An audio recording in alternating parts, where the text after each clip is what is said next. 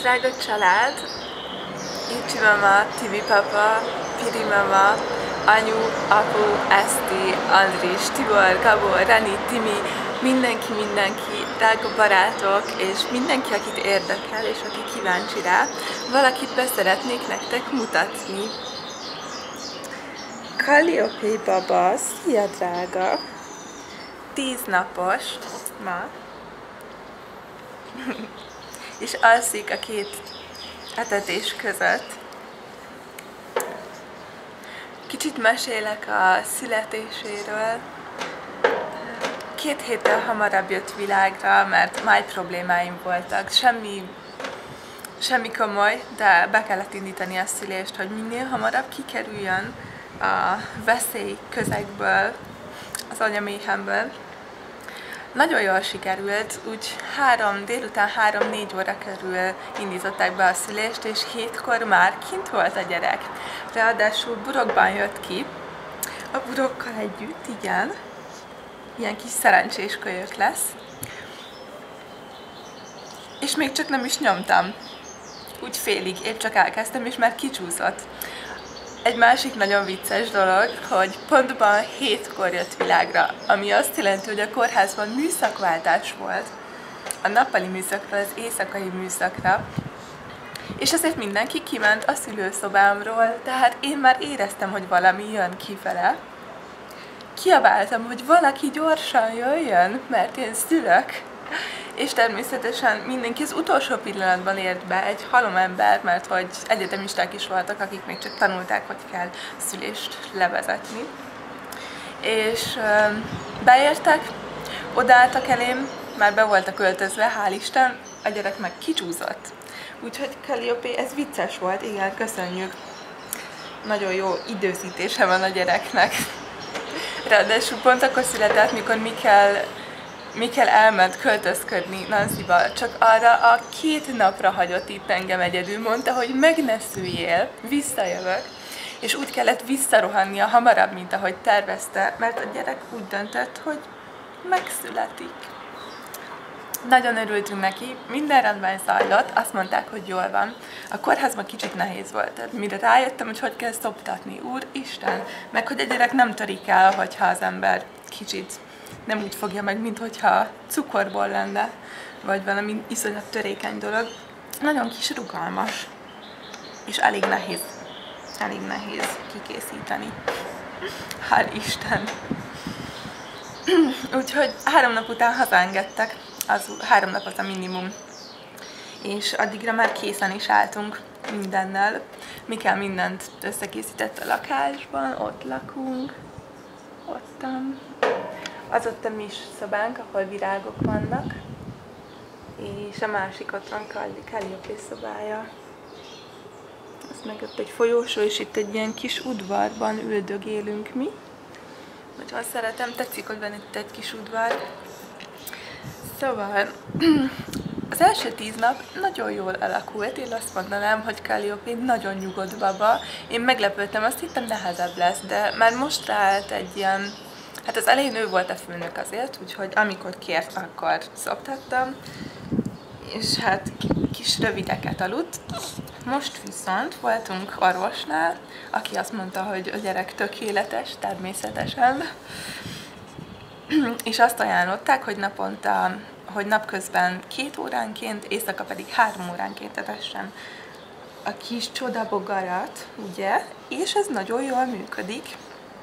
Nagyon-nagyon jól működik, most közben folyamatosan alszik, a 2 etetés között alig van ébren, éjszaka is egész jól el vagyunk, este egy kicsit foglalkozni kell vele, de hát Istenem, a babának törődésre is szüksége van, ugyebár.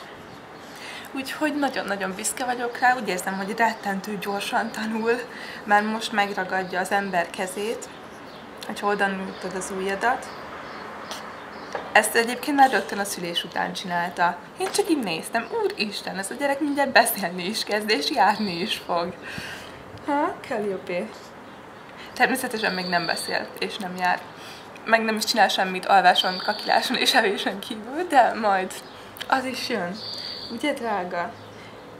Követi a dolgokat a szemével, amit én szintén nagyon korainak találtam. nagyon szereti a cumiát, és ez nem akadályoz meg minket abban, hogy sikerünk legyen a szoptatással, úgyhogy nagyon örülünk neki, és nem tudom, hogy néz ki rajta ez a kis fejdísz. Mikkel azt mondta, hogy ezért utálni fog engem később, nem tudom. Először így rápróbálgattam a fejdíszeket, és úgy találtam, hogy annyira szép ez a gyerek, hogy nem kell rátenni ilyeneket, mert hogy az már túl sok neki. De most ki akartam próbálni, szóval nem tudom, mondjátok meg. Ez sok? Akkor leveszem róla, nehogy megutáljon emiatt később. Sokat énekelgetek, meg ki meg beszélek hozzá, főleg magyarul, mert hogy senki más nem beszél hozzá magyarul, úgyhogy kell neki ez a kis stimuláció. De egy kicsit franciául is, mert hát mi kell, franciául beszélünk, meg angolul is a videók miatt, a YouTube csatornám miatt. Úgyhogy a gyerek, ki tudja, lehet, hogy 3 nyelvű lesz, hát legalább 2. Ugye, Manu? Ugye? Háj, annyira gyönyörű a gyerek, hogy csak itt bámulom mindig. A szoptatás a kedvenc pillanatom, meg amikor pelust cserélünk, azt is nagyon szeretem, mindent szeretek. Azért 2 dolog között igyekszem kipihenni magam, és akkor így van hozzá türelmem, sok-sok türelmem, meg szeretetem, ugye, és nagyon jól vagy tartva. Ha? Ezt mondod? Most olyan meleg van, mondták nekünk, hogy túlságosan felöltöztetjük a gyereket, amit egyébként minden szülő elkövet, ezt a kis hibácskát. Úgyhogy amikor például ennyire meleg van, hogy én csak egy ruhácskában vagyok, akkor rajta elég ez a rugdalózó. Annak hívják, ugye? Azt hiszem, rugdalózó, meg pizsama. Igen.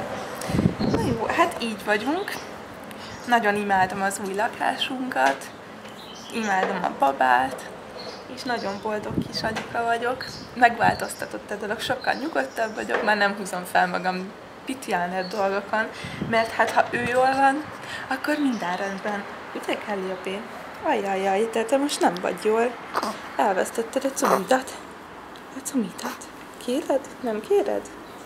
Kéred vissza? Hoppá. Jajjajjaj, nem kell cumi. Jó. Na.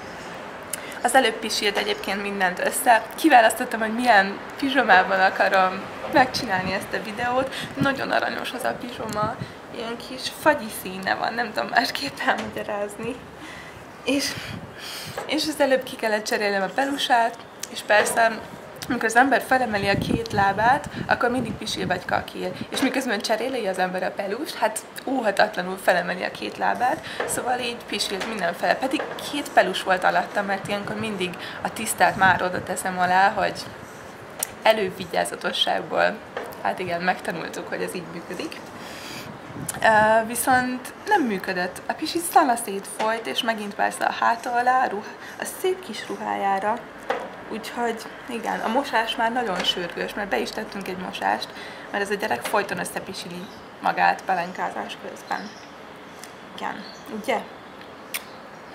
Hát ez volt Calliope, szóval üdvözlünk titeket, és nagyon szeretünk, és köszönjük szépen a sok-sok kedves üzenetet, meg a drukkolást, komolyan, mert olyan kis elveszettnek éreztem magam, amikor szültem, hogy így egyedül voltam, messze, külhonban, de nagyon anyukám mondta, hogy gondoltok rám, úgyhogy köszönöm szépen, és végül minden nagyon jól alakult, és nagyon-nagyon boldogok vagyunk a kicsi családdal. Puszi nektek! Sziasztok!